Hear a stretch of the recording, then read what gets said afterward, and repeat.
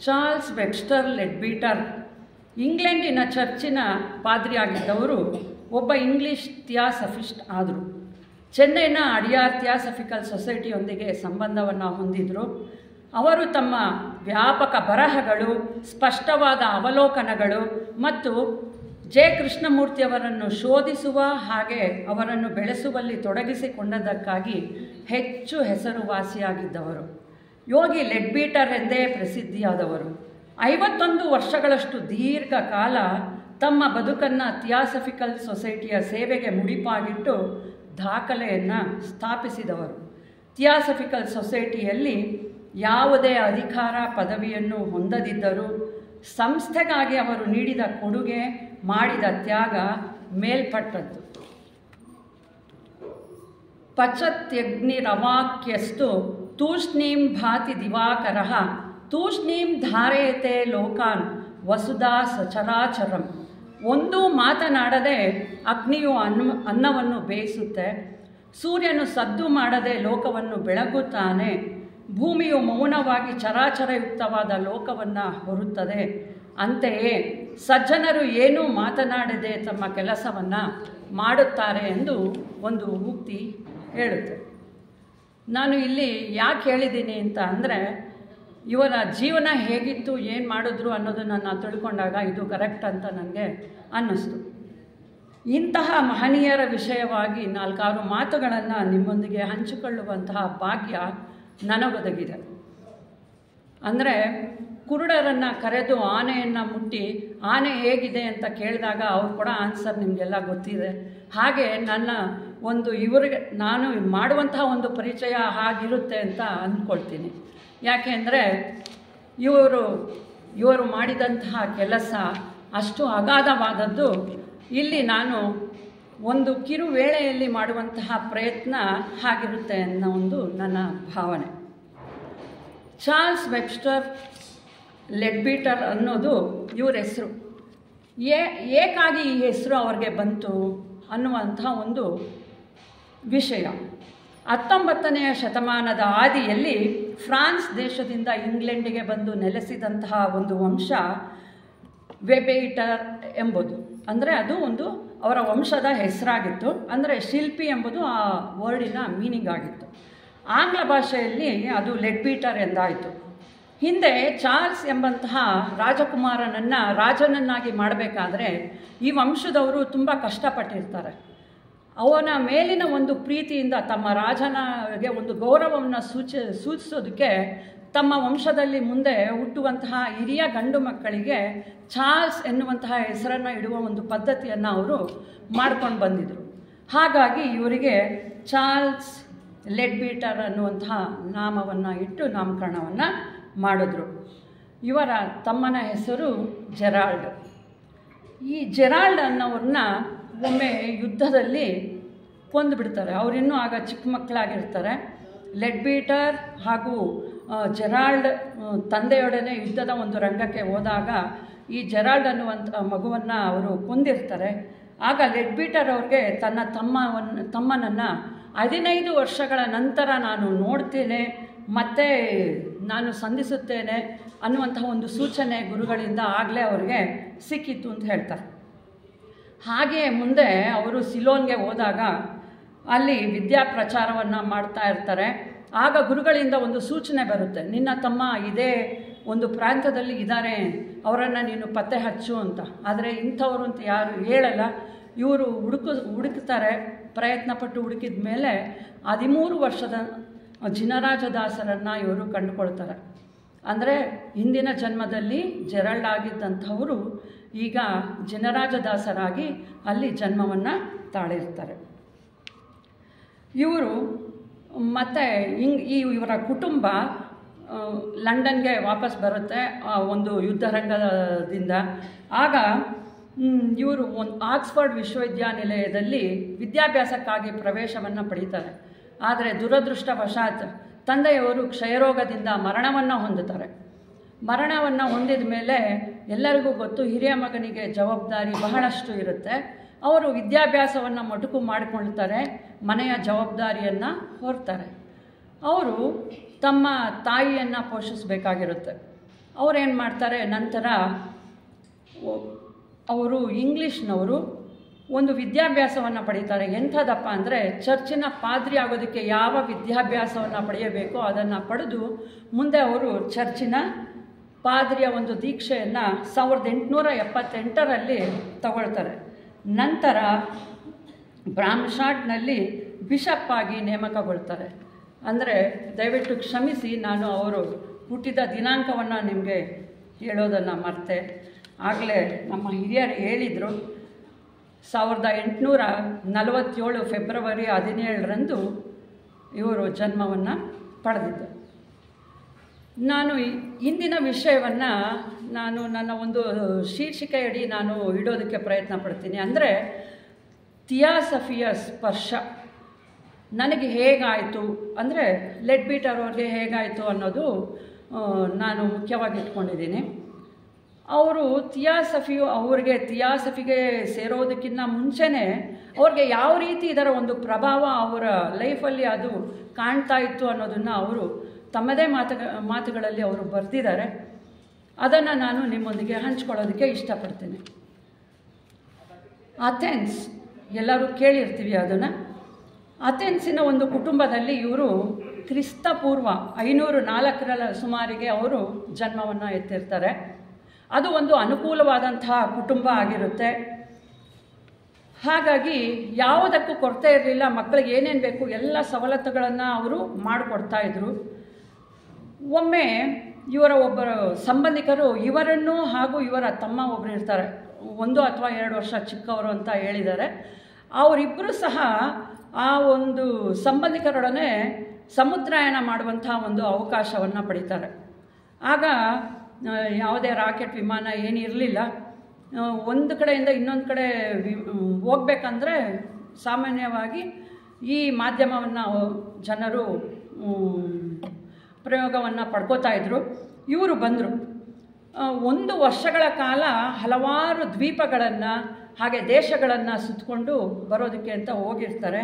ಹೀಗೆ ಸುತ್ತುತ್ತಾ ಇರಬೇಕಾದ್ರೆ ಬಹಳಷ್ಟು ಪ್ರಾಮುಖ್ಯವಾದಂತಹ ಕ್ಷೇತ್ರಗಳನ್ನು ನೋಡ್ತಾರೆ, ಹಲವಾರು ದೇವಸ್ಥಾನಗಳನ್ನು ನೋಡ್ತಾರೆ.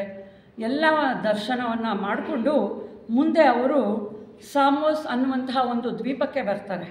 ಅಲ್ಲಿ ಪೈಥಾಗರಸ್ ಎಲ್ಲರೂ ಕೇಳಿರ್ತೀವಿ, ಯಾಕೆಂದರೆ ನಾವೆಲ್ಲ ಓದಬೇಕಾದ್ರೆ ನಮಗೆ ಪೈಥಾಗರಸ್ ಥಿಯರಮ್ ಇರುತ್ತೆ.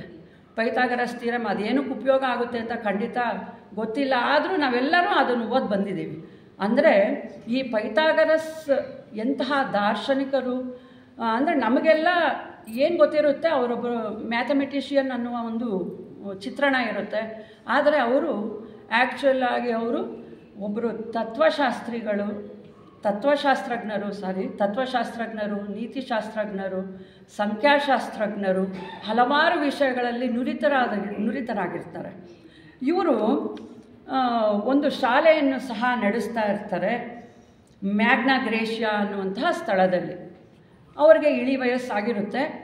ನಮ್ಮ ಲೆಡ್ಬೀಟರ್ ಅವರು ಅವರನ್ನು ನೋಡಬೇಕಾದ್ರೆ ಆಲ್ರೆಡಿ ಅವರು ತಮ್ಮ ಶಾಲೆಯನ್ನು ಬೇರೆಯವ್ರಿಗೆ ಜವಾಬ್ದಾರಿಯನ್ನು ವಹಿಸಿ ತಮ್ಮ ಕೊನೆಯ ದಿನಗಳನ್ನು ಕಳೆಯೋದಕ್ಕೆ ಅಂತ ಹೇಳಿಬಿಟ್ಟು ಸಾಮೋಸ್ ಎಂಬ ಸ್ಥಳಕ್ಕೆ ಅವರು ಬಂದಿರ್ತಾರೆ. ಅವರ ಪ್ರಮುಖ ಶಿಷ್ಯರು ಒಬ್ಬರು ಕಾಲಿಯಾಸ್ ಅಂತ. ಅಂದರೆ ನಾವು ಹೇಳ್ತೀವಲ್ಲ, ನಮಗೆಲ್ಲ ಪರಿಚಿತರು ನಮ್ಮ ಗುರುಗಳು ಜ್ವಾಲ್ಕಾಲ್ ಅವರು ಅಲ್ಲಿ ಅವರ ಶಿಷ್ಯರಾಗಿ ಇರ್ತಾರೆ. ಇವರನ್ನು ನೋಡೋದಕ್ಕೆ ಅಂತ ಹೇಳ್ಬಿಟ್ಟು ಬಹಳ ಖುಷಿಯಿಂದ ಹೆಮ್ಮೆ ಪಟ್ಕೊಂಡು ಇವರು ಹೋಗಿ ಅವರಿಗೆ ನಮಸ್ಕಾರ ಮಾಡಿ ಹೇಳಿದಾಗ ಪೈಥಾಗರಸ್ ಅವರು ಇವರನ್ನು ನೋಡಿ ತುಂಬ ಸಂತೋಷ ಪಡ್ತಾರೆ, ಮಕ್ಕಳನ್ನ ಆಶೀರ್ವದಿಸ್ತಾರೆ. ಮತ್ತು ತಮ್ಮ ಶಿಷ್ಯನೊಂದಿಗೆ ಹೇಳ್ತಾರೆ, ಇವ್ರಿಗೆ ಎಲ್ಲದನ್ನು ನೀನು ಪರಿಚಯ ಮಾಡಿಸು ಅಂತ. ಅವರು ಪ್ರತಿಯೊಂದು ವಿಷಯವನ್ನು ಕೂಲಂಕುಷವಾಗಿ ಹೇಳ್ತಾರೆ. ಅದು ಹೇಗಿರುತ್ತೆ ಅಂದರೆ ಅದನ್ನು ಕೇಳಿದ ತಕ್ಷಣ ಇವರಿಗೆ ಆ ಒಂದು ಫಿಲಾಸಫಿಯಲ್ಲಿ ಒಂದು ಒಲವು ಮೂಡುತ್ತೆ. ನಾನು ಮಾಡಿದ್ರೆ, ನಾನು ಓದಿದ್ರೆ, ನಾನು ತಿಳ್ಕೊಂಡ್ರೆ ಇದೇ ವಿಷಯವನ್ನು ತಿಳ್ಕೊಬೇಕು ಅನ್ನೋ ಒಂದು ಆಸೆ ಅವರಲ್ಲಿ ಚಿಗುರುತ್ತೆ. ಹೀಗೆ ಪ್ರಥಮ ಬಾರಿಗೆ ಅವರಲ್ಲಿ ಒಂದು ಫಿಲಾಸಫಿಯ ಬಗ್ಗೆ ಒಲವನ್ನು ಮೂಡಿದ್ದು ಅಂತ ಹೇಳಿಬಿಟ್ಟು ಅವರು ಹೇಳ್ತಾರೆ. ಹಾಗೆ ವಿದಾಯವನ್ನು ಹೇಳಬೇಕಾದ್ರೆ ನಾವೇನು ಮಾಡ್ತೀವಿ, ಹಿರಿಯರನ್ನು ಹೇಳ್ತೀವಿ ನಾವು ಹೋಗಿ ಬರ್ತೀವಿ ಅಂತ. ಅವರು ಪೈಥಾಗರಸ್ ಅವರ ಬಳಿ ಹೋಗಿ ನಾನು ಹೋಗಿ ಬರ್ತೀನಿ ಅಂದಾಗ ಅವರು ಇವರನ್ನು ನೋಡಿ ಹೇಳ್ತಾರಂತೆ ಒಂದು ಮಾತು, ನಾನು ಮುಂದೆ ನಿನ್ನನ್ನು ನೋಡುತ್ತೇನೆ ಅಂತ ಹೇಳ್ತಾರೆ. ಇವ್ರಿಗೆ ಆ ವಯಸ್ಸಿನಲ್ಲಿ ಏನೂ ಅರ್ಥ ಆಗಲಿಲ್ಲ. ಊರಿಗೆ ಬಂದರು. ಇನ್ನೊಂದು 2 ವರ್ಷಕ್ಕೆ ಅವರು ತೀರೋದ್ರು ಅಂತ ವಿಷಯ ಗೊತ್ತಾಯಿತು. 2 ವರ್ಷಕ್ಕೆ ತೀರೋಗಿರೋಂಥ ಮನುಷ್ಯ, ಅಷ್ಟು ದೊಡ್ಡ ತತ್ವಜ್ಞಾನಿ, ನಮ್ಮನ್ನು ನೋಡು ಏನಕ್ಕಾಗಿ ಹೇಳಿದ್ರು ಅವರು, ನಾನು ನಿನ್ನನ್ನು ಮುಂದೆ ನೋಡ್ತೀನಿ ಅಂತ ತಲೆ ಕೆಡಿಸ್ಕೊಂಡ್ರು, ಮತ್ತು ಮರ್ತೋದು.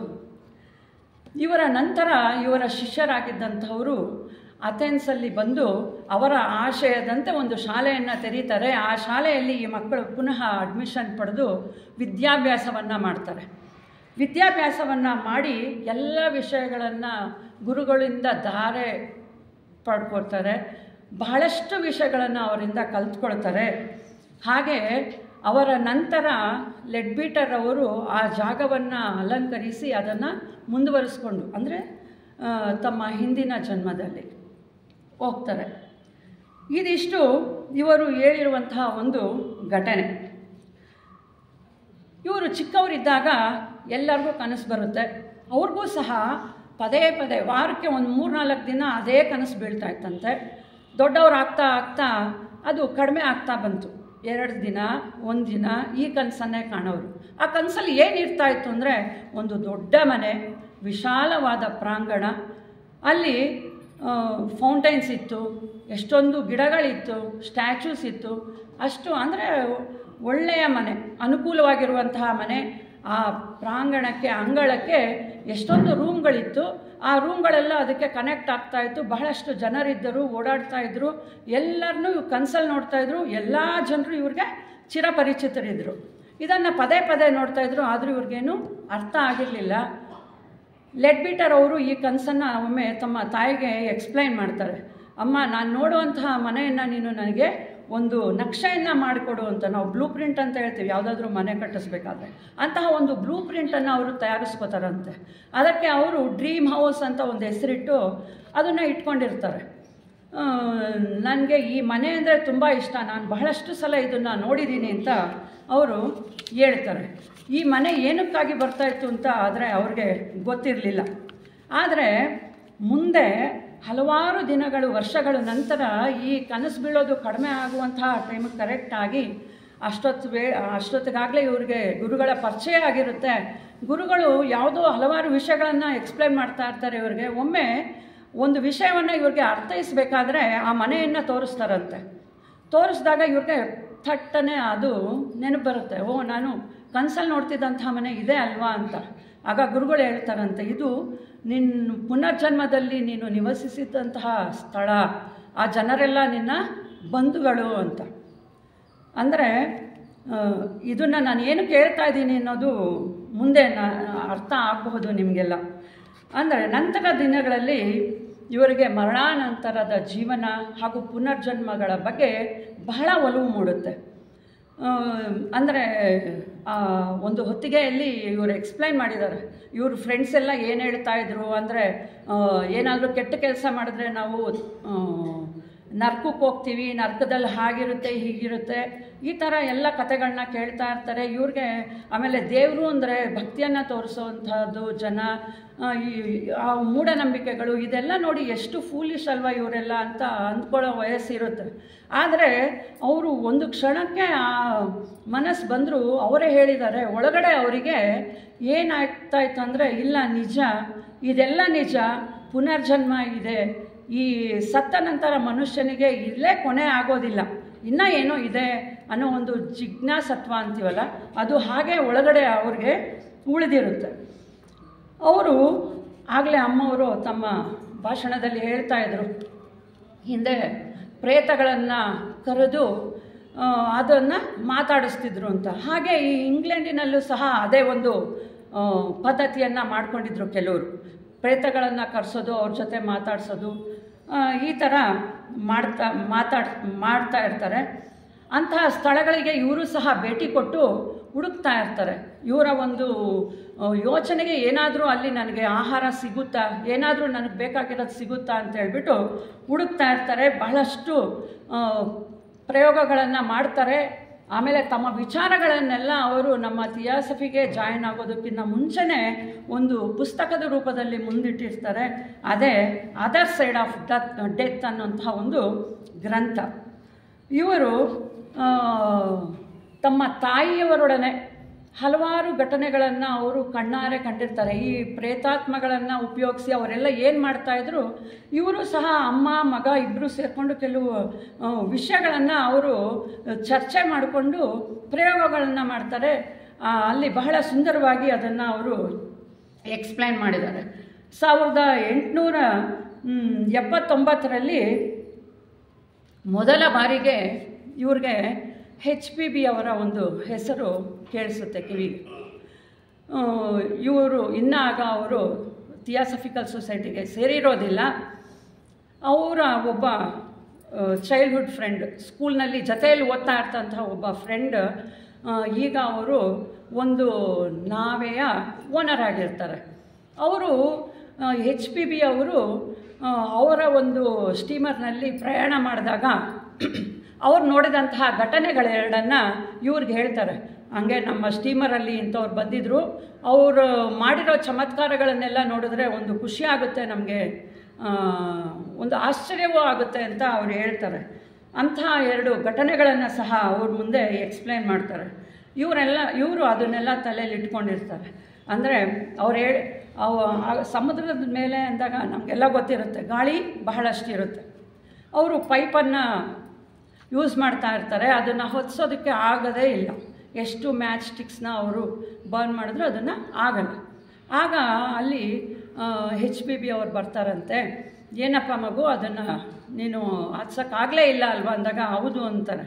ಅವರು ಸುಮ್ಮನೆ ನೋಡ್ತಾರೆ. ಇವಾಗ ನೀನು ಟ್ರೈ ಮಾಡಂದಾಗ ಅವರು ಹತ್ತಿಸ್ತಾರೆ. ಅದು ಅಲ್ಲಾಡಲ್ಲ. ಅಂದರೆ ಗಾಳಿನೇ ಇಲ್ಲದ ಸ್ಥಿತಿಯಲ್ಲಿ ಹೇಗೆ ಉರಿಯುತ್ತೆ ಒಂದು ಬೆಂಕಿಯ ಕಡ್ಡಿ, ಅದು ಫುಲ್ ಉರಿದು ಕೈಯನ್ನು ಬಿಸಿ ಮಾಡಿದಾಗ ಅವ್ರಿಗೆ ಗೊತ್ತಾಗುತ್ತೆ, ಅಯ್ಯೋ ನಾನು ಏನು ಮಾಡ್ತಾಯಿದ್ದೀನಿ ಅಂತ. ಅವ್ರು ಲಾಸ್ಟ್ಗೂ ಆ ಪೈಪನ್ನು ಅವ್ರು ಹಚ್ಕೊಳ್ಳೋದಿಲ್ಲ. ಆ ಆಶ್ಚರ್ಯ ಅನ್ನೋದು ಅವರಲ್ಲಿ ಹಾಗೆ ಉಳಿಯುತ್ತೆ.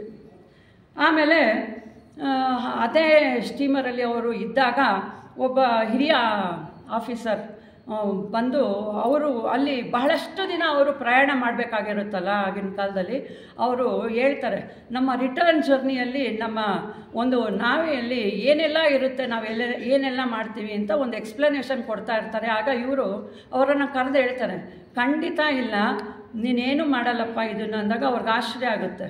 ನಾನು ಇರ್ತೀನಿ, ನಾನು ಇದನ್ನೆಲ್ಲ ಮಾಡ್ತೀನಿ ಅಂದಾಗ, ನೀನು ಬೇರೆ ಸ್ಟೀಮರಲ್ಲಿ ಇರ್ತೀಯ ಅಂದಾಗ, ನನಗೆ ಅಪಾಯಿಂಟ್ ಮಾಡಿರೋದೇ ಈ ಸ್ಟೀಮರ್ಗೆ, ನನ್ನ ಕೆಲಸ ಇಲ್ಲೇ ಇರೋದು ಅಂತಾರೆ. ಇಲ್ಲ, ನೀನು ಇನ್ನೊಂದು ಸ್ಟೀಮರ್ನ ಕ್ಯಾಪ್ಟನ್ ಆಗಿ ನೀನು ಹೋಗ್ತೀಯಾ ಅಂತಾರೆ. ಆವಾಗ ಅವ್ರಿಗೆ ಆಶ್ಚರ್ಯ ಆಗುತ್ತೆ. ಆಮೇಲೆ ಹೇಳ್ತಾರೆ, ನಿಮ್ಮ ಒಂದು ದಯೆಯಿಂದ ಹಾಗೆ ಆಗಿಬಿಡಲಿ, ನಾನು ಪ್ರಮೋಷನ್ಗೆ ಅಂತ ಕಾಯ್ತಾ ಇದ್ದೀನಿ, ಆದರೆ ಅದಾಗಲ್ಲ ಅಂತ ನನಗೆ ಗೊತ್ತು, ಲಿಸ್ಟಲ್ಲಿ ಬಹಳಷ್ಟು ಜನ ಇದ್ದಾರೆ ನನಗಿಂತ ಮುಂದೆ, ಆದ್ದರಿಂದ ಇದೇನೂ ಆಗಲ್ಲ ಬಿಡಿ ಅಂತ ಅಂತಾರೆ ಅಷ್ಟೇ.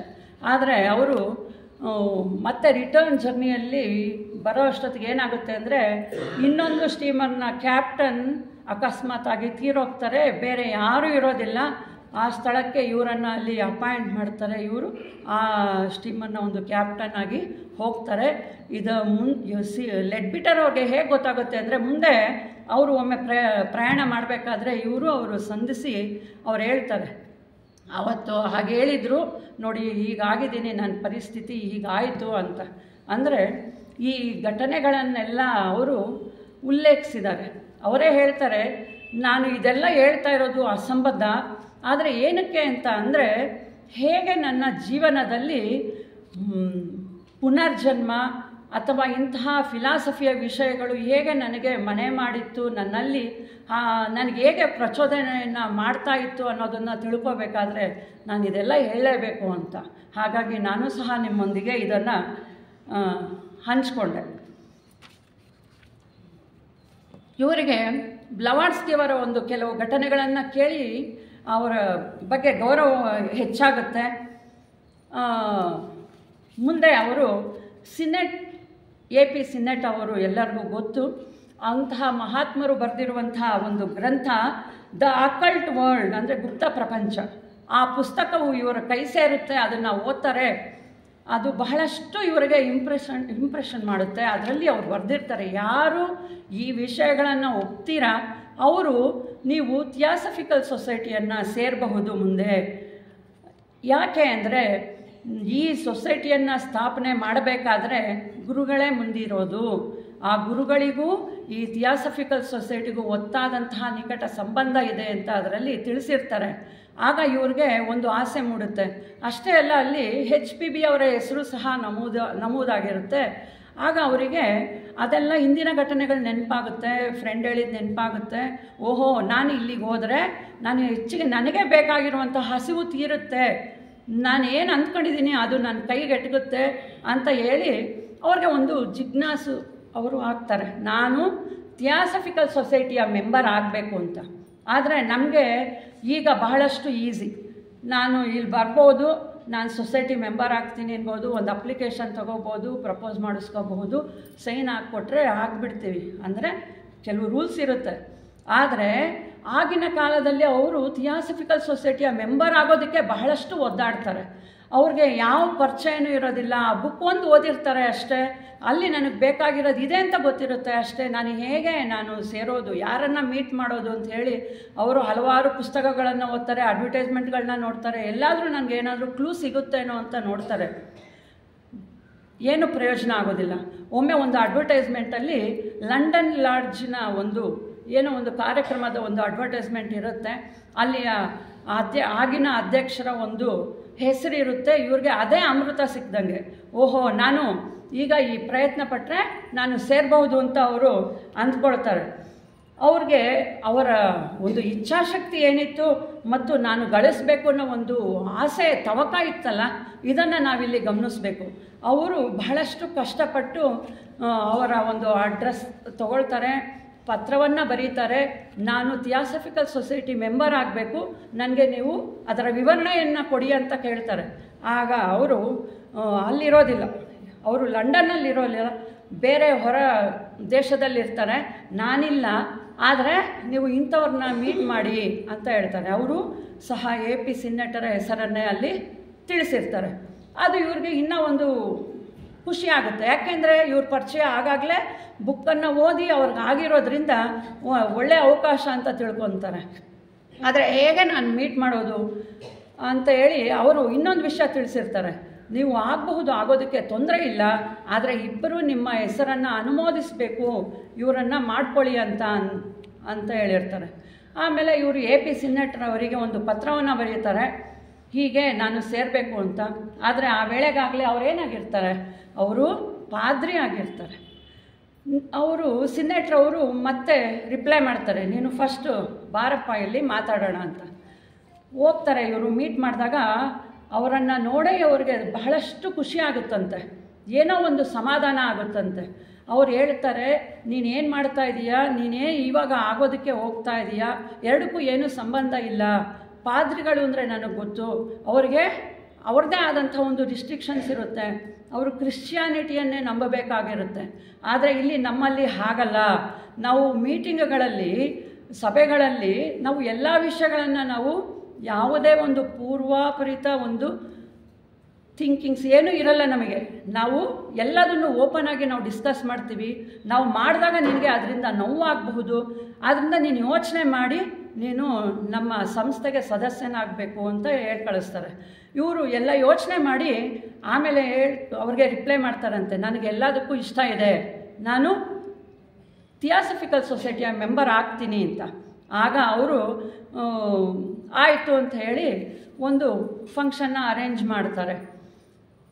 ಇವರೊಟ್ಟಿಗೆ ಇನ್ನೂ ಇಬ್ಬರು, ಟೋಟಲ್ 3 ಜನ ಆವತ್ತು ಹೊಸ ಸದಸ್ಯರಾಗಿ ಸೇರ್ಕೋತಾ ಇರ್ತಾರೆ. ಇಬ್ಬರ ಅನುಮೋದನೆಯನ್ನು ಸಹ ಇವರು ಕೊಟ್ಟಿರ್ತಾರೆ. GB ಫಿಂಚ್ ಅಂತ ಅವರು ಪ್ರಮುಖರು ಆ ಲಾಡ್ಜ್ನಲ್ಲಿ. ಅವರು ಮತ್ತು ಸಿನ್ನೆಟರ್ ಅವರ ಒಂದು ಹಸ್ತಾಕ್ಷರದಿಂದ ಇದು ಜರುಗುತ್ತೆ. 1884 ಮಾರ್ಚ್ 1ನೇ ತಾರೀಕು ಇವರು ಪಾದ್ರಿ ಆಗಿದ್ದರೂ ಸಹ ಥಿಯಾಸಫಿಕಲ್ ಸೊಸೈಟಿಯ ಮೆಂಬರ್ ಆಗಿ ಸೇರ್ಪಡೆ ಆದರು. ಅವರು 200 ಜನರ ಒಂದು ಮೀಟಿಂಗನ್ನು ಅರೇಂಜ್ ಮಾಡಿರ್ತಾರೆ. ಅಲ್ಲಿ ಆ ಮೀಟಿಂಗಲ್ಲಿ ಅವರು ಸದಸ್ಯರಾಗಿ ಸೇರಿಕೊಳ್ತಾರೆ. ಇವರಿದ್ದಂತಹ ಸ್ಥಳಕ್ಕೂ ಆ ಲಾಡ್ಜ್ ಇದ್ದಂತಹ ಸ್ಥಳಕ್ಕೂ 50 ಕಿಲೋಮೀಟರ್ ಆಗಿರುತ್ತೆ. ಲಾಡ್ಜ್ ಆದಾಗಲಿಂದ ಅವರು ಒಂದು ಮೀಟಿಂಗನ್ನು ಅವರು ತಪ್ಪಿಸಿರ್ಲಿಲ್ವಂತೆ. ಅಷ್ಟು ನಿಷ್ಠೆಯಿಂದ ಅವರು ಅಷ್ಟು ದೂರ ಪ್ರಯಾಣ ಮಾಡಿ ಬರ್ತಾಯಿದ್ರಂತೆ. ಆದರೆ ಸಿನ್ನೆಟ್ರವರು ಇವ್ರಿಗೆ ಕೊಟ್ಟಂತಹ ಒಂದು ಒಳ್ಳೆಯ ಅವಕಾಶ ಅಂದರೆ, ನೀನು ದೂರದಿಂದ ಬರ್ತೀಯಾ, ಹೋಗೋದಕ್ಕೆ ಬರೋದಕ್ಕೆ ಲೇಟ್ ಆಗುತ್ತೆ, ಆದ್ದರಿಂದ ಅಂದು ರಾತ್ರಿ ನೀನು ನಮ್ಮ ಮನೆಯಲ್ಲಿ ಊಟವನ್ನು ಮುಗಿಸ್ಕೊಂಡು ನೀನು ಪ್ರಯಾಣವನ್ನು ಬೆಳೆಸಬೇಕು ಅಂತ. ಇದು ಅವರೇ ಹೇಳ್ತಾರೆ, ನನಗೆ ಬಹಳಷ್ಟು ಒಳ್ಳೆಯ ಅವಕಾಶ ಇದಾಗಿತ್ತು ಅಂತ. ಏಕೆಂದರೆ ಅವರು ಊಟಕ್ಕೆ ಹಲವಾರು ಹಿರಿಯರನ್ನು ಕರೀತಾ ಇದ್ರಂತೆ. ವಿಚಾರ ವಿನಿಮಯಗಳು ನಡೀತಾ ಇತ್ತು. ಅಷ್ಟೇ ಅಲ್ಲದೆ ಲಾಡ್ಜ್ನಲ್ಲೂ ಸಹ ಹಲವಾರು ಜನರ ಒಂದು ಪರಿಚಯ ಆಯಿತು. ಇವ್ರು ಹೇಳ್ತಾರೆ, ಈಗ ಇದ್ದಂಗೆ ಆಗ ಒಂದು ಸಾಹಿತ್ಯ ಇರಲಿಲ್ಲ. ಇದ್ದಿದ್ದು 2 ಬುಕ್ಸು, ಇವ್ರದ್ದೊಂದು, ಇವ್ರದ್ದು 2, ಸಿನ್ನೆಟ್ರವ್ರದ್ದು 2, ಮತ್ತು ಕೆಲವು ಬುಕ್ಸು ಬರಹಗಳು ನಮ್ಮ HPB ಅವ್ರದ್ದು ಅಷ್ಟೇ ಇದ್ದಿದ್ದು. ಅಷ್ಟನ್ನೇ ಅವರು ಮತ್ತೆ ರಿವೈಸ್ ಮಾಡ್ತಾಯಿದ್ರು, ಚರ್ಚೆ ಮಾಡ್ತಾಯಿದ್ರು. ಇವರು ಲೆಡ್ಬಿಟರ್ ಅವ್ರು ಹೇಳ್ತಾರೆ, ಒಂದೊಂದು ಪುಸ್ತಕವನ್ನು 10 ಸಾರಿಗಿಂತ ಹೆಚ್ಚು ಬಾರಿ ಅವರು ಓದಿ ಆ ವಿಷಯಗಳನ್ನು ಹಾಗೆ ಅದ್ರ ಮೇಲೆ ಗ್ರಿಪ್ಪನ್ನು ನಾನು ಪಡೆದಿದ್ದೆ ಅಂತ ಹೇಳ್ತಾರೆ. ಏನಾದರೂ ಒಂದು ನಾವು ತಿಳಿಯಬೇಕಾದ್ರೆ ಹಾಗೂ ಮುಂದೆ ಅದನ್ನು ನಾನು ಇನ್ನೊಬ್ಬರಿಗೆ ಹೇಳಬೇಕಾದ್ರೆ ನನಗೆ ಅದ್ರ ಮೇಲೆ ಅಂತಹ ಹಿಡಿತಾ ಇರಬೇಕು, ಆಮೇಲೆ ಅದು ಏನು ಅನ್ನೋದು ನಾನು ಆಳವಾಗಿ ತಿಳ್ಕೊಳ್ಬೇಕು ಅನ್ನೋ ಉದ್ದೇಶದಿಂದ ಅಷ್ಟು ಸಾರಿ ನಾನು ಓದಿದ್ದೆ ಅಂತ ಅವರು ಹೇಳ್ತಾರೆ. ಇವರು ಇಲ್ಲಿ ಈ ಒಂದು ಇದರಲ್ಲಿ ಅವ್ರು ಹೇಳ್ತಾರೆ, ನಮ್ಮಲ್ಲಿ ಪ್ರತಿಯೊಬ್ಬರೂ ಒಬ್ಬ ಮಹಾತ್ಮರ ಶಿಷ್ಯತ್ವ ಪಡೆಯುವ ಗುರಿಯನ್ನಿಟ್ಟುಕೊಂಡು ಕೆಲಸ ಮಾಡುವುದು ಒಳ್ಳೆಯದು.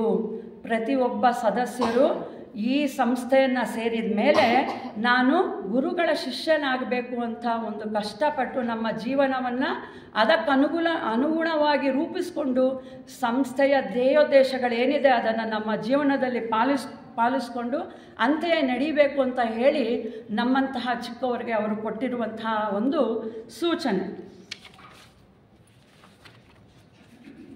ಇವರು ಆಧ್ಯಾತ್ಮದ ಬಗ್ಗೆ ಅನ್ವೇಷಣೆಯನ್ನು ಮಾಡುವಾಗ ಎಗ್ಲಿಂಟನ್ ಅನ್ನುವಂತಹ ಒಬ್ಬರ ಮನೆಗೆ ಹೋಗ್ತಾ ಇರ್ತಾರೆ. ಅವರು 3 ಪ್ರೇತಾತ್ಮಗಳನ್ನು ಇಟ್ಕೊಂಡಿರ್ತಾರಂತೆ ಅವರ ಹಿಡಿತದಲ್ಲಿ. ಆ 3 ಪ್ರೇತಾತ್ಮಗಳನ್ನು ಆವಾಗವಾಗ ಕರೆಸೋದು, ಅದ್ರ ಜೊತೆ ಮಾತಾಡಿಸೋದು, ಹಣವನ್ನು ಮಾಡ್ಕೊಳ್ಳೋದು ಅವರ ಒಂದು ಕಸಬಾಗಿತ್ತು. ಇವರು ಸಹ ಅಲ್ಲಿ ಹೋಗ್ತಾರೆ, ಅವರು ಮಾತಾಡೋದನ್ನು ಕೇಳ್ತಾರೆ. ಅದರಲ್ಲಿ ಒಬ್ಬರು ಮುಸ್ಲಿಂ ಆಗಿದ್ದರು, ಒಬ್ಬರು ಲೇಡಿ ಆಗಿದ್ದರು, ಇನ್ನೊಬ್ಬರು ಅವರು ತುಂಬ ಅಂದರೆ ಬಹಳಷ್ಟು ಸಲ ಒಂದು ರೂಪವನ್ನು ತಗೊಂಡು ಬರ್ತಾಯಿದ್ರಂತೆ. ಆದರೆ ಅರ್ನೆಸ್ಟ್ ಅನ್ನುವಂತಹ ಒಂದು ಪ್ರೇತದ ಮೀಡಿಯಮ್ ಇತ್ತು, ಅದು ಬಹಳಷ್ಟು ಸಲ ಬರ್ತಾ ಇರಲಿಲ್ವಂತೆ, ಆದರೆ ಬಹಳಷ್ಟು ಚುರುಕಾಗಿರೋದಾಗಿತ್ತಂತೆ. ಅಂದರೆ ಜ್ಞಾನವನ್ನು ಪಡೆದಿರುವಂಥ ಒಂದು ಪ್ರೇತಾತ್ಮ ಅದು ಆಗಿತ್ತು. ಅವರು ಆ ಪ್ರೇತಾತ್ಮ ಒಂದು ಸಲ ಹೇಳ್ತಾರಂತೆ, ನನಗೆ ಟಿಬೆಟ್ನಲ್ಲಿರುವಂತಹ ಮಹಾತ್ಮರ ಒಂದು ಪರಿಚಯ ಇದೆ, ನಾನು ಅವರನ್ನು ಬಲ್ಲೆ ಅಂದಾಗ ಇವ್ರಿಗೆ ಠಕ್ ಅಂತ ಒಂದು ಬಲ್ಬ್ ಗ್ಲೋ ಆಗುತ್ತೆ. ಓಹೋ, ನನಗೆ ಬೇಕಾಗಿರೋದು ಇದೆ ಅಲ್ವಾ, ನಾನು ಸಹ ಏನಕ್ಕೆ ಆ ಪ್ರಯತ್ನವನ್ನು ಪಡಬಾರ್ದು ಅಂತ ಹೇಳ್ಬಿಟ್ಟು ಅವ್ರು ಕೇಳ್ತಾರಂತೆ. ನೋಡಿ, ನಾನು ಒಂದು ಲೆಟ್ರ್ ಕೊಡ್ತೇನೆ, ಅದನ್ನು ನೀವು ಗುರುಗಳಿಗೆ ಮುಟ್ಟಿಸ್ತೀರಾ ಅಂತ ಕೇಳಿದಾಗ ಅರ್ನೆಸ್ಟ್ ಅನ್ನುವಂತಹ ಒಂದು ಪ್ರೇತಾತ್ಮ ಒಪ್ಕೊಳ್ಳುತ್ತೆ. ಆಗ ಇವರೇನು ಮಾಡ್ತಾರೆ, ಈ ವಿಷಯವನ್ನು ಫಸ್ಟು ಸಿನ್ನೆಟ್ರೊಂದಿಗೆ ಹಂಚ್ಕೊಂಡು ಡಿಸ್ಕಷನ್ ಮಾಡ್ತಾರೆ. ನೋಡಿ, ಈ ಥರ ಹೇಳಿದೆ, ನಾನು ಮಾಡ್ತಾಯಿದ್ದೀನಿ ಅಂದಾಗ ಗ್ರೀನ್ ಸಿಗ್ನಲ್. ಆವಾಗ ಇವರೇನು ಮಾಡ್ತಾರೆ, ಲೆಟರ್ ಬರೀತಾರೆ, ನನ್ನನ್ನು ನಿಮ್ಮ ಶಿಷ್ಯನನ್ನಾಗಿ ಮಾಡಿಕೊಳ್ಳಿ ಅಂತ ಹೇಳಿಬಿಟ್ಟು KH ಗುರುಗಳಿಗೆ ಒಂದು ಪತ್ರವನ್ನು ಬರೀತಾರೆ. ಅದನ್ನು ಒಂದು ಎನ್ವೆಲಪ್ಪಲ್ಲಿ ಸೀಲ್ ಮಾಡಿ ಅದನ್ನು ಗಮ್ ಹಾಕಿ ಇನ್ನೊಬ್ಬ ಫ್ರೆಂಡ್ನ ತೋರಿಸಿ ಮೈಕ್ರೋಸ್ಕೋಪಿಂದ ಒಂದು ಅದನ್ನು ಟೆಸ್ಟ್ ಮಾಡ್ತಾರಂತೆ. ಯಾಕೆಂದರೆ ಓಪನ್ ಆಗಿ ಆಮೇಲೆ ನಮಗೆ ಬಂದಾಗ ಅದು ಓಪನ್ ಆಗಿದೆಯಾ ಇಲ್ವಾ ಅಂತ ನಾವು ಮೊದಲು ಅದನ್ನು ಪರಿಚಯ ಮಾಡ್ಕೊಂಡಿರ್ಬೇಕಲ್ವ. ಅಷ್ಟು ಇವರು ನಿಗಾ ಮಾಡಿಕೊಂಡು ಲೆಟರ್ ಒಂದನ್ನು ಪೋಸ್ಟ್ ಮಾಡ್ತಾರೆ. ಮಾಡಿದ್ದಾದಮೇಲೆ ಭಾಳಷ್ಟು ದಿನ ವೆಯ್ಟ್ ಮಾಡ್ತಾರೆ, ಏನೂ ಬರೋದಿಲ್ಲ. ಆದರೆ ನಮ್ಮಂಥವ್ರಾಗಿದ್ದರೆ ಅಯ್ಯೋ ಇದೆಲ್ಲ ಬಿಡಪ್ಪ, ಏನು ಬೇಡ ಅಂತ ಹೇಳ್ಬಿಟ್ಟು ಸುಮ್ಮನಾಗ್ಬಿಡ್ತಾ ಇದ್ವಿ. ಇವರಿಗೆ ಗುರುಗಳ ಬಗ್ಗೆ ಅಚಲವಾದ ನಂಬಿಕೆ, ಅದನ್ನು ಅವ್ರು ಬಿಡಲೇ ಇಲ್ಲ. ನಾನು ಏನಾದರೂ ಮಾಡಿ ಗುರುಗಳ ಶಿಷ್ಯತ್ವವನ್ನು ಸಂಪಾದಿಸಬೇಕು ಅನ್ನೋ ಸಂಪಾದಿಸ್ತೀನಿ ಅನ್ನೋ ಒಂದು ನಂಬಿಕೆ, ವಿಶ್ವಾಸ ಅವರಲ್ಲಿತ್ತು. ಅವರು ಅಷ್ಟೊತ್ತವರೆಗೂ ಸುಮ್ಮನಿರಲಿಲ್ಲ. ಅವರೇನು ಮಾಡಿದ್ರು, ಸಿನ್ನೆಟ್ರವ್ರ ಹತ್ರ ಏನಾದರೂ ನಾನು ಭೌತಿಕವಾಗಿ ಮಾಡುವಂತಹ ಕೆಲಸ ಏನಾದರೂ ಇದ್ದರೆ ನನಗೆ ಹೇಳಿ ಅಂತ ಹೇಳಿದ್ರು. ಆಗ ಅವ್ರು ಹೇಳ್ತಾರೆ, ಅವರು ಕರೆದುಬಿಟ್ಟು ಆಫೀಸಲ್ಲಿ ಒಂದು ದೊಡ್ಡ ಡ್ರಾನ ಓಪನ್ ಮಾಡಿ ತೋರಿಸ್ತಾರೆ. ಹಲವಾರು ಲೆಟರ್ಸ್ ಇರುತ್ತೆ. ಅಂದರೆ ಅವೆಲ್ಲ ಏನಂದರೆ ಜನ ಥಿಯಾಸಫಿಯ ಬಗ್ಗೆ ವಿಚಾರಣೆ ಮಾಡೋದಕ್ಕೆ ಇವ್ರಿಗೆ ಬರೆದಂತಹ ಪತ್ರಗಳು. ಇವರು ತಮ್ಮ ಕೆಲಸದ ಒಂದು ಸಂದಿಗ್ಧತೆಯಲ್ಲಿ ಅದಕ್ಕೆ ಏನೂ ಆನ್ಸರ್ ಮಾಡಿರೋದಿಲ್ಲ. ನೀನು ಇದನ್ನು ಆನ್ಸರ್ ಮಾಡಿದ್ರೆ ಬಹಳಷ್ಟು ಉಪಕಾರ ಆಗುತ್ತೆ, ದಯವಿಟ್ಟು ನಮಗೆ ಹೆಲ್ಪ್ ಮಾಡು, ಇದೊಂದು ಮಾಡಿದ್ರೆ ನೀನು ನನಗೆ ಎಷ್ಟೊಂದು ಕೆಲಸ ಮಾಡಿಕೊಟ್ಟಂಗೆ ಅಂದಾಗ ಇವರು ಚೀಲಗಳಲ್ಲಿ ತುಂಬ್ಕೊಂಡು ಹೋಗ್ತಾರಂತೆ ಆ ಪತ್ರಗಳನ್ನೆಲ್ಲ. ಅವ್ರು ಹೇಳ್ತಾರೆ ಸಿನ್ನೆಟ್ರವರು, ನೀನು ಈಗಾಗಲೇ ಹಲವಾರು ಸಭೆಗಳನ್ನು ನೀನು ಅಟೆಂಡ್ ಮಾಡಿದೀಯಾ, ಗ್ರಂಥಗಳನ್ನು ಆಳವಾಗಿ ಸ್ಟಡಿ ಮಾಡಿದೀಯಾ, ಆದ್ದರಿಂದ ಈ ಪ್ರಶ್ನೆಗಳಿಗೆಲ್ಲ ನೀನು ಉತ್ತರವನ್ನು ಕೊಡ್ತೀಯಾ, ನೀನು ಕೊಡೋಕ್ಕಾಗಲಿಲ್ಲ ಅಂದರೆ ಆಗ ನನ್ನ ಸಹಾಯವನ್ನು ಕೇಳು ಅಂತ ಹೇಳ್ತಾರೆ. ಇವರು ಇದು ಒಂದು ಒಳ್ಳೆಯ ಅವಕಾಶ ನನಗೆ ಅಂತ ಹೇಳ್ತಾರೆ. ನಾನು ಈ ಒಂದು ಇನ್ಸಿಡೆಂಟ್ ಏನಕ್ಕೆ ಹೇಳಿದೆ ಅಂದರೆ, ನಮಗೇನು ಮಾಡೋಕ್ಕಾಗಲಿಲ್ಲ ಅಂದರೂ ಸಹ ನಾವೆಲ್ಲ ಸದಸ್ಯರು ನಮಗಾದಂತಹ ರೀತಿಯಲ್ಲಿ ಯಾವುದೋ ಒಂದು ಕೆಲಸವನ್ನು ಮಾಡುವುದರ ಮೂಲಕ ಗುರುಗಳಿಗಾಗಿ ನಮ್ಮನ್ನು ನಾವು ಅರ್ಪಣೆ ಮಾಡ್ಕೋಬೇಕು ಅನ್ನೋ ಒಂದು ಉದ್ದೇಶಕ್ಕೆ. ಅಂದರೆ ಅವರು ಗುರುಗಳ ಉತ್ತರ ಸಿಗಲಿಲ್ಲ ಅಂದರೂ ಡಿಸ್ಕರೇಜ್ ಆಗಲಿಲ್ಲ, ಏನೋ ಒಂದು ಕೆಲಸ ಮಾಡೋಣ ನಾನು ಅನ್ನೋ ಒಂದು ಆತುರತೆ ಅವರಲ್ಲಿ ತುಂಬಿತ್ತು. 1884 ನವಂಬರ್ 1 ಗುರುಗಳ ರಿಪ್ಲೈ ಬಂತು. ಇವರಿಗೆ ಬಹಳಷ್ಟು ಖುಷಿ ಆಯಿತು. ಅದರಲ್ಲಿ ಅವರು ಹೇಳಿರ್ತಾರೆ, ಗುರುಗಳು, ಪಾದ್ರಿಗಳ ಅಪಪ್ರಚಾರದಿಂದ ದಿವ್ಯಜ್ಞಾನ ಸಮಾಜವು ಆಪತ್ತಿನಲ್ಲಿದ್ದು ಅದರ ಪ್ರಾಯಶ್ಚಿತ್ತಾರ್ಥ ಒಪ್ಪಿಗೆ ಇದ್ದಲ್ಲಿ ಕೂಡಲೇ ನೀನು ಅಡಿಯಾರಿಗೆ ಹೋಗಬೇಕು ಅಂತ ಅಲ್ಲಿ ತಿಳಿಸಿರ್ತಾರೆ. ಇದರಿಂದ ಏನಾಗುತ್ತೆ ಅಂದರೆ, ಪರೀಕ್ಷಾ ಶಿಷ್ಯತ್ವದ ಅವಧಿಯನ್ನು ಕಡಿಮೆ ಮಾಡಲು ಇಂತಹ ತ್ಯಾಗ ಬಹಳ ಅಗತ್ಯ ನಿನಗೆ ಅಂತ ಅವರು ತಿಳಿಸಿರ್ತಾರೆ. ಲೆಡ್ಬೀಟರ್ ಅವರು ಒಂದು ನಿಮಿಷನೂ ಯೋಚನೆ ಮಾಡಲಿಲ್ಲ. ಪಾದ್ರಿಯ ಹುದ್ದೆಗೆ ರಾಜೀನಾಮೆಯನ್ನು ಕೊಟ್ಟರು. ಕೇವಲ 3 ದಿನಗಳಲ್ಲಿ ತಮ್ಮೆಲ್ಲ ಬಂಧನಗಳನ್ನು ಬಿಡಿಸ್ಕೊಳ್ತಾರಂತೆ. ಮನೆಯಿಂದ ಹೊರಗೆ ಬಂದರು, ಪಾದ್ರಿ ಆಗಿರೋದನ್ನು ಬಿಟ್ಕೊಟ್ರು. ಹಾಗೆ ಇವರು ಒಂದು ಶಾಲೆಯನ್ನು ನಡೆಸ್ತಾ ಇರ್ತಾರಂತೆ. ಅದನ್ನು ಫ್ರಾಂಕ್ ಮೇಟ್ಲಿ ಅನ್ನೋರಿಗೆ ಒಪ್ಪಿಸ್ತಾರೆ. ಇದು ಒಂದು ತ್ಯಾಗ. ಆದರೆ ಇನ್ನೊಂದು ಬಹಳ ಮುಖ್ಯವಾದಂತಹ ತ್ಯಾಗ, ತಾನು ಹೆಚ್ಚು ಪ್ರೀತಿಸುತ್ತಿದ್ದ ಪ್ರೇಯಸಿಯನ್ನು ಸಹ ವಿವಾಹ ಆಗದೆ ಹಾಗೆಯೇ ಉಳಿದು ಅವರು ಗುರುಗಳ ಸೇವೆಗೆ ಅಂತ ತ್ಯಾಗ ಮಾಡಿದ್ದು. ಎರಡೂ ತ್ಯಾಗಗಳನ್ನು ಒಟ್ಟಿಗೆ ಹಲವಾರು ಬಂಧನಗಳನ್ನು ಬಿಡಿಸ್ಕೊಂಡು ಮುಕ್ತರಾಗಿ ಅವರು ಅಡಿಯಾರ್ಗೆ ಬರೋದಕ್ಕೆ ರೆಡಿ ಆಗ್ತಾರೆ. ಈ ಮಧ್ಯೆ ಅವರು HPB ಅವ್ರನ್ನ ಮೀಟ್ ಮಾಡ್ತಾರೆ. ಆಗ ಆ ವೇಳೆಗಾಗಲೇ ಅವರು ಬಂದು ಬಹಳಷ್ಟು ದಿನ ಆಗಿರುತ್ತೆ, ಮತ್ತು ಇಂಡಿಯಾಗೆ ವಾಪಸ್ ಆಗಬೇಕಾಗಿರುತ್ತೆ. ಆಗ ಅವರು ಹೋಗೋ ಒಂದು ದಿನದಲ್ಲಿ HPB ಅವರೊಟ್ಟಿಗೆ ಇನ್ನಿಬ್ಬರು ಸಹ ಭಾಗಿಯಾಗಿರ್ತಾರೆ. ಅವ್ರ ಮನೆಯಲ್ಲಿ ತಂಗಿರ್ತಾರೆ. ಅವರು ಅಗ್ಗಿಷ್ಟಿಕೆ ಪಕ್ಕ ಕೂತಿರ್ತಾರೆ. ಇದ್ದಕ್ಕಿದ್ದಂತೆ ಲೆಡ್ಬೀಟರ್ ಅವ್ರು ಸಹ ನಮ್ಮ HPB ಅವ್ರ ಪಕ್ಕನೇ ಇರ್ತಾರೆ. ತಕ್ಷಣ ಅವ್ರ ಬಲಗೈಯಲ್ಲಿ ಒಂದು ಮೂಮೆಂಟ್ ಕಾಣುತ್ತಂತೆ. ಆವಾಗ ಏನಾಗ್ತಾಯಿದೆ ಅವ್ರ ಕೈಗೆ ಅಂತ ನೋಡೋ ಅಷ್ಟರಲ್ಲಿ ಅವ್ರ ಕೈ ಮೇಲೋಗುತ್ತೆ, ಮತ್ತೆ ಕೆಳಗೆ ಬರುತ್ತೆ. ಆವಾಗ ಅಲ್ಲಿ ಒಂದು ಮಿಸ್ಟ್ ಅಂದರೆ ಮಂಜಿನ ಒಂದು ಉಂಡೆ ಕಾಣುತ್ತೆ. ಅದು ತಿರ್ಗಾ ಒಂದು ಲೆಟರಾಗಿ ಮಾರ್ಪಟ್ಟು ಅದು ಅವರ ಕೈಯಲ್ಲಿ ಬೀಳುತ್ತೆ. ಬಿದ್ದಿದ ತಕ್ಷಣ ಆಗಲೇ ಅವ್ರಿಗೆ ಗೊತ್ತಿತ್ತದು. ಅವ್ರು ಏನು ಮಾಡ್ತಾರೆ, ಇದು ನಿನಗಾಗಿ ಬಂದಂತಹ ಪತ್ರ, ಇದನ್ನು ನೀನು ಯಾರಿಗೂ ಹೇಳೋ ಹಾಗಿಲ್ಲ, ಪಕ್ಕಕ್ಕೆ ಹೋಗಿ ನೀನು ಓದ್ಕೊ ಅಂತ ಹೇಳ್ತಾರೆ. ಆಗ ಅಲ್ಲಿ ಗುರುಗಳು ಬರೆದಿರ್ತಾರೆ, ಅದು ಇವ್ರಿಗೆ ಅಂತ, ನೋಡಪ್ಪ, ನೀನು ಮಾಡಿರುವಂತಹ ತ್ಯಾಗ ಅದು ಬೆಲೆಯನ್ನು ಕಟ್ಟೋಕ್ಕೆ ಆಗೋದಿಲ್ಲ. ಅಂಥದ್ದು ನಿನ್ನ ತ್ಯಾಗದಿಂದ ನಾನು ಸಂಪೂರ್ಣ ಖುಷಿಯಾಗಿದ್ದೇನೆ, ನಿನ್ನನ್ನು ನಾನು ಶಿಷ್ಯನನ್ನಾಗಿ ಮಾಡ್ಕೊಂಡಿದ್ದೇನೆ ಅಂತ ಹೇಳ್ತಾರೆ. ಅಂದರೆ ಶಿಷ್ಯರಾಗಬೇಕಾದ್ರೆ ನಮಗೆಲ್ಲ ಗೊತ್ತು, ನಾವು ಎಷ್ಟು ಮೆಟ್ಲು ಹತ್ತಬೇಕು, ಏನೆಲ್ಲ ಕಷ್ಟಪಡಬೇಕು. ಇವರಿಗಿದ್ದ ಒತ್ತಾಸೆ, ತ್ಯಾಗ ಮನೋಭಾವ ಮತ್ತು ನಿಷ್ಠಾವಂತ ಒಂದು ಪ್ರಕೃತಿ ಎಲ್ಲವನ್ನು ನೋಡಿ ಗುರುಗಳು ಇವರನ್ನು ಶಿಷ್ಯರನ್ನಾಗಿ ಅಂಗೀಕರಿಸ್ತಾರೆ. ಅವರು ಹೇಳಿರ್ತಾರೆ, ಫಸ್ಟ್ ಲೆಟ್ರ್ ಬಂದಮೇಲೆ ಅವ್ರು ಹೇಳಿರ್ತಾರೆ, ಇನ್ನೂ 3 ತಿಂಗಳಾಗುತ್ತೆ ನಾನು ಇಷ್ಟೆಲ್ಲ ಬಿಡಿಸ್ಕೊಂಡು ಬರೋದಕ್ಕೆ ಅಂತ. ಈ ವಿಷಯನ ನಾನು ಗುರುಗಳಿಗೆ ಹೇಗೆ ಹೇಳೋದು? ಮತ್ತೆ ನಾನು ಅರ್ನೆಸ್ಟ್ ಅಂದರೆ ಆ ಪ್ರೇತದ ಮೂಲಕ ಲೆಟರ್ನ ನಾನು ಕಳ್ಸೋಕೆ ರೆಡಿ ಇಲ್ಲ. ನಾನು HPB ಅವ್ರಿಗೆ ಈ ಮಾತನ್ನು ಯಾಕೆ ಹೇಳಬಾರ್ದು ಅಂತ ಅವ್ರ ಹತ್ರ ಬಂದಾಗ ಗುರುಗಳು ಲೆಟ್ರ್ ಕೊಡ್ತಾರಂತೆ ಅವ್ರ ಕೈಯಲ್ಲಿ. ಅವರು ಓದೋದೇ ಇಲ್ವಂತೆ. ನೋಡು, ನಿನಗೆ ಬಂದಿರೋ ಅಂಥ ಲೆಟ್ರು ನೀನೇ ಓದಬೇಕು, ಬೇರೆಯವ್ರು ಓದೋ ಹಾಗಿಲ್ಲ ಅಂದಾಗ ಇವರು ಫೋರ್ಸ್ ಮಾಡ್ತಾರೆ. ಆಮೇಲೆ ಅವರು ಸರಿ, ನಿನ್ನ ರಿಪ್ಲೈ ಏನು ಹೇಳು ಅಂತ ಹೇಳ್ತಾರೆ. ಈ ವಿಷಯನ ಹೇಳ್ತಾರೆ. ಆಮೇಲೆ ಅವ್ರು ಕೇಳ್ತಾರೆ ಲೆಡ್ಬೀಟರ್ ಅವರು, ನಾನು ಈ ವಿಷಯವನ್ನು ಗುರುಗಳಿಗೆ ಹೇಗೆ ಮುಟ್ಸೋದು ಅಂತ ಕೇಳಿದಾಗ ಅವ್ರಿಗಾಗಲೇ ಗೊತ್ತಾಯಿತು ಬಿಡಪ್ಪ ಅಂತ ಹೇಳ್ತಾರಂತೆ. ಆಗ ಅವರು ತಮ್ಮ ಪುಸ್ತಕದಲ್ಲಿ ಬರೆದಿದ್ದಾರೆ, ಅಂದರೆ ಬ್ಲವಾಟ್ಸ್ಕಿ ಅಮ್ಮನವರ ಒಂದು ಕಾನ್ಷಿಯಸ್ ಲೆವೆಲ್ ಏನಿತ್ತು ಅದು ಗುರುಗಳೊಟ್ಟಿಗೆ ಕೆಲಸ ಮಾಡ್ತಾಯಿತ್ತು. ಗುರುಗಳ ಯೋಚನೆ ಇವ್ರ ಯೋಚನೆ ಒಂದೇ ಸಮನಾಗಿತ್ತು ಅನ್ನೋದಕ್ಕೆ ಇದು ಒಂದು ಒಳ್ಳೆಯ ನಿದರ್ಶನ. ಇವರು ಮನಸ್ಸಲ್ಲಿ ಏನು ತಿಳ್ಕೊಂಡ್ರು ಅದನ್ನು ಆಗಲೇ ಅವರು ಗ್ರಹಿಸಿದರು. ಅವರು ಪ್ರತಿಯೊಂದು ಇನ್ಸಿಡೆಂಟ್ ಹೇಳಬೇಕಾದ್ರೂ ಅದನ್ನು ನಮ್ಮ ವಿಷಯಗಳಿಗೆ ಎಷ್ಟು ಸುಂದರವಾಗಿ ಲಿಂಕ್ ಮಾಡಿದ್ದಾರೆ ಅಂದರೆ ಪ್ರತಿಯೊಂದರಿಂದನೂ ನಾವು ಕಲಿಯುವಂತಹ ಪಾಠವನ್ನು ಅಲ್ಲಿ ನಾವು ನೋಡಬಹುದು. ಅದರಲ್ಲಿ ಆ ಲೆಟ್ರಲ್ಲಿ ಬರೆದಿರ್ತಾರೆ, KH ಗುರುಗಳು ನನ್ನ ಹೊಸ ಶಿಷ್ಯನಿಗೆ ಅಭಿನಂದನೆಗಳು ಅಂತ. ಅಂದರೆ ಶಿಷ್ಯನನ್ನಾಗಿ ನನ್ನನ್ನು ಆಗಲೇ ಸ್ವೀಕರಿಸಿದ್ದಾರೆ ಅಂತ ಅವರು ಸಂತೋಷವನ್ನು ಪಡ್ತಾರೆ. ಇದೆಲ್ಲ ಹೇಗಾಯಿತು ನಮಗೆಲ್ಲ ಗೊತ್ತಾಯಿತು. ನವೆಂಬರ್ 4ರಂದು ಕೈರೋದಲ್ಲಿ HPB ಅವರನ್ನು ಭೇಟಿಯಾದರು. ಅಲ್ಲಿ ಅವ್ರ ಕೋಣೆಯಲ್ಲಿ ಯಾರೂ ಇಲ್ಲ, ಅದು ರಾತ್ರಿ ಆಗಿರುತ್ತೆ. HPB ಅವರು ಲೆಡ್ಬೀಟರ್ ಅವರು ಚೇರ್ಗಳ ಮೇಲೆ ಕೂತಿರ್ತಾರೆ. ಮಧ್ಯದಲ್ಲಿ ಇದ್ದಕ್ಕಿದ್ದಂಗೆ ಒಬ್ಬರು ಬಂದು ನಿಂತಿರ್ತಾರೆ. ಇವ್ರು ನೋಡಿರೋದಿಲ್ಲ, ಭಯ ಆಗ್ಬಿಡುತ್ತೆ ಇವ್ರಿಗೆ. ಇದೇನು ಬಾಗಿಲು ಹಾಕಿದೆ, ಇದು ಯಾರು ಬಂದು ನಿಂತಿದ್ದಾರೆ ಅಂತ ಭಯಪಟ್ಟಾಗ HPB ಅವರು ಹೇಳ್ತಾರಂತೆ, ಇಂತಹ ಚಿಕ್ಕ ವಿಷಯಕ್ಕೆ ನೀನು ಭಯಪಟ್ಟರೆ ಹೇಗೆ? ಮುಂದೆ ನೀನು ದೀಕ್ಷಾಪಥದಲ್ಲಿ ಹೋಗುವಂತಹವನು. ಇಂತಹ ಹಲವಾರು ಸಂದರ್ಭಗಳನ್ನು ನೀನು ಎದುರುಗೊಳ್ಬೇಕು ಅಂತ ಹೇಳಿ ಅವರನ್ನು ಪರಿಚಯ ಮಾಡಿಕೊಡ್ತಾರೆ. ಅವ್ರು ಬೇರೆ ಯಾರೂ ಅಲ್ಲ, ಅವರು ಜ್ವಾಲ್ಕುಲ್ ಗುರುಗಳಾಗಿರ್ತಾರೆ. ನಂತರ ಅವರು ಇಂಡಿಯಾಗೆ ಪ್ರಯಾಣ ಬೆಳೆಸ್ತಾರೆ. ಇಂಡಿಯಾಗೆ ಬರಬೇಕಾದ್ರೆ ಮಾರ್ಗ ಮಧ್ಯೆ ಕೊಲಂಬೋದಲ್ಲಿ ಆಲ್ಕಾಟ್ರವ್ರನ್ನ ಸಂಧಿಸ್ತಾರೆ. ಮತ್ತು ಅಡಿಯಾರ್ಗೆ ಬರ್ತಾರೆ.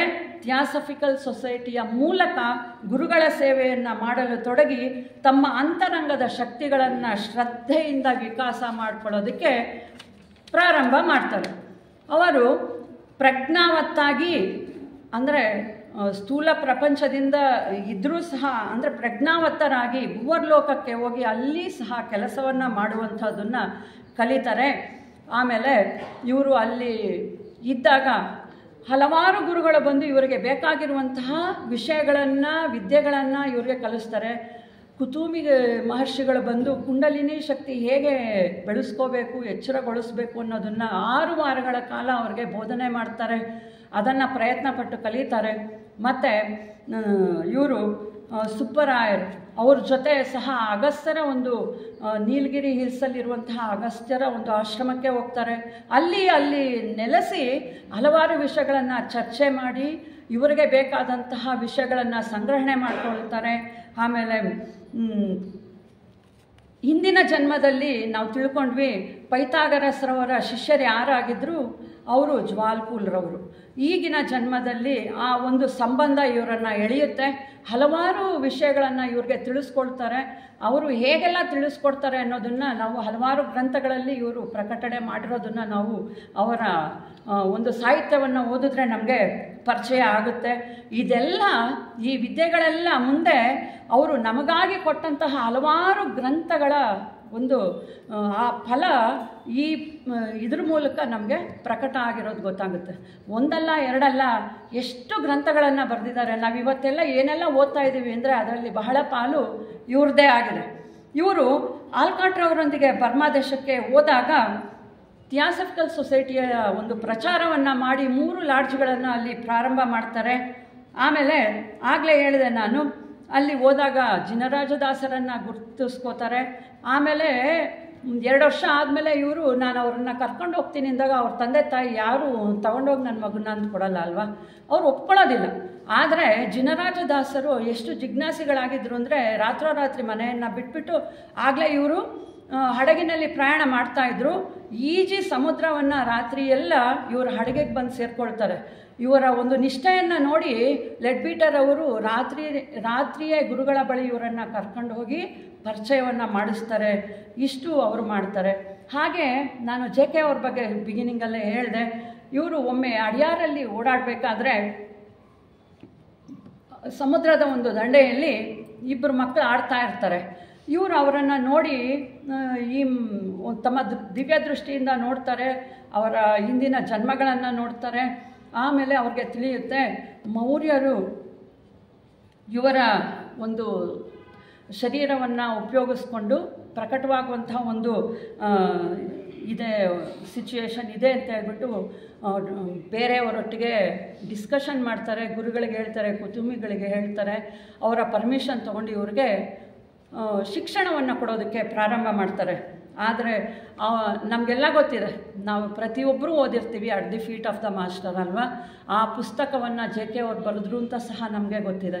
ಇಂತಹ ಪುಸ್ತಕ ನಮ್ಮ ಮುಂದೆ ಅದು ಒಂದು ದೊಡ್ಡ ಗ್ರಂಥ ಅಂತ ಹೇಳ್ಬೋದು. ಅದು ಬರೋದಕ್ಕೆ ಕಾರಣ ಇಂಡೈರೆಕ್ಟಾಗಿ ಲೆಡ್ಬೀಟರ್ ಅವರು ಸಹ, ಅವರ ಒಂದು ಪಾತ್ರವೂ ಸಹ ಅಲ್ಲಿ ಇದೆ.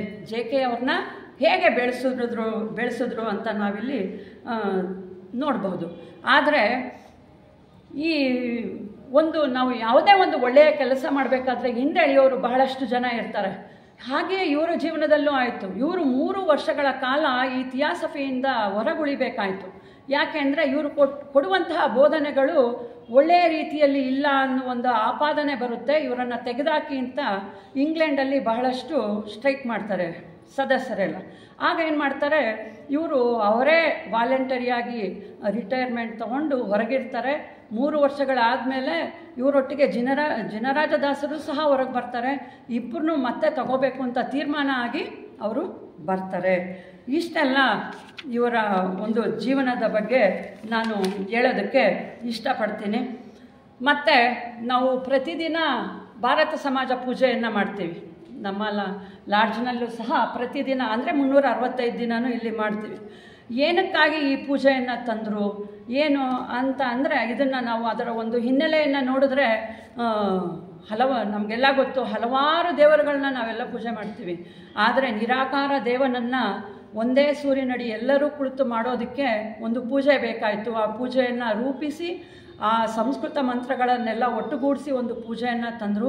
ಪೂಜೆಯನ್ನು ಮಾಡಬೇಕಾದ್ರೆ ಯಾವ ರೀತಿ ಸಂಕಲ್ಪಗಳು ಅಲ್ಲಿ ಉತ್ಪತ್ತಿಯಾಗುತ್ತೆ, ಏನಾಗುತ್ತೆ ಅನ್ನೋದನ್ನು ತಮ್ಮ ದಿವ್ಯ ದೃಷ್ಟಿಯಿಂದ ನೋಡಿ ಅದನ್ನು ಅವರು ನಮಗೆಲ್ಲ ಎಕ್ಸ್ಪ್ಲೈನ್ ಮಾಡಿದ್ದಾರೆ ದ ಸೈನ್ಸ್ ಆಫ್ ಸೇಕ್ರಮೆಂಟ್ಸ್ ಅನ್ನುವಂಥ ಒಂದು ಪುಸ್ತಕದಲ್ಲಿ.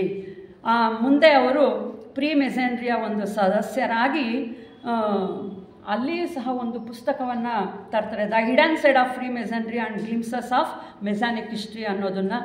ಆಮೇಲೆ ಅವರು ಬಿಷಪ್ ಆಗ್ತಾರೆ. ಅವರು ಕ್ರೈಸ್ತ ಮತಕ್ಕೆ ಹೋದಾಗಲೂ ಸಹ ಅಲ್ಲಿ ಹಲವಾರು ಸಂಸ್ಕಾರಗಳನ್ನು ತಪ್ಪು ರೀತಿಯಲ್ಲಿ ಬೇಡದ ರೀತಿಯಲ್ಲಿ ಮಾಡ್ತಿರೋದನ್ನು ನೋಡಿ ಇವರು ಅದನ್ನು ತಡ್ಕೊಂಡು ಇರೋದಕ್ಕಾಗಲ್ಲ, ಅದನ್ನು ಸಹ ಎಲ್ಲ ರಿವೈಸ್ ಮಾಡಿ ಹೀಗೆ ಮಾಡಬೇಕು ಸಂಸ್ಕಾರಗಳನ್ನು ಅಂತ ಹೇಳಿ ಅದು ಒಂದು ಪರಿಷ್ಕರಿಸಿ ಲಿಬರಲ್ ಕ್ಯಾಥೋಲಿಕ್ ಸಂಪ್ರದಾಯವನ್ನು ಅವರು ಜಾರಿಗೆ ತರ್ತಾರೆ. ಮತ್ತು ಬೌದ್ಧ ಸಂಪ್ರದಾಯವನ್ನು ಇವರು ಅವಲಂಬಿಸ್ತಾರೆ ಸಿಲೋನ್ಗೆ ಹೋದಾಗ.